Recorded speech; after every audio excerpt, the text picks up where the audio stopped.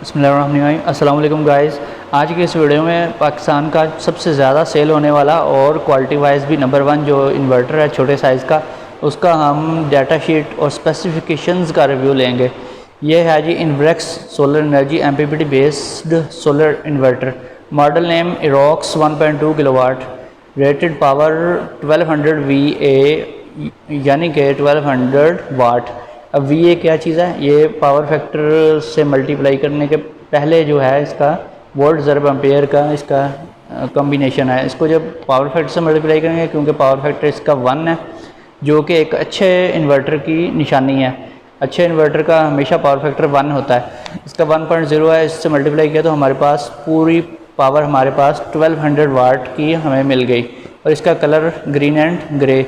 Operating temperature range जो है 0 to 55 degree centigrade इसका ऑपरेटिंग टेम्परेचर है। गाइस ये 1 बैटरी सिंगल बैटरी ऑपरेटेड यानी कि 12 वोल्ट पे चलने वाला सोलर इन्वर्टर है और इसका करंट जो है 114 एम्पेयर्स हैं। अब इसका मतलब ये हुआ कि 12,114 एम्पेयर इक्वल टू 1368 वाट, यानी कि ये इतने वाट इसकी पावर बनती है।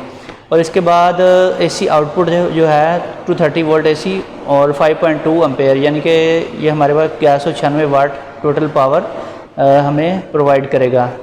और सोलर चार्जर मोड जो है इसका सिस्टम वोल्ट 12 वोल्ट डीसी और सोलर के और मैक्सिमम सोलर वोल्टेज जो है VOC 102 वोल्ट डीसी, यानी कि ये open circuit volt open circuit, यानी कि जो पैनल में जो सीरीज़ में हम पैनल लगाएंगे सोलर पैनल, 4 पैनल्स या 5 पैनल्स हम इसके साथ लगा सकते हैं 150 वाट वाले।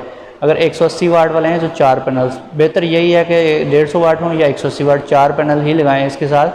और इसके ताकि 102 वोल्ट से अबव ना हो, नहीं तो इसका एमपीपीटी जल जाता है।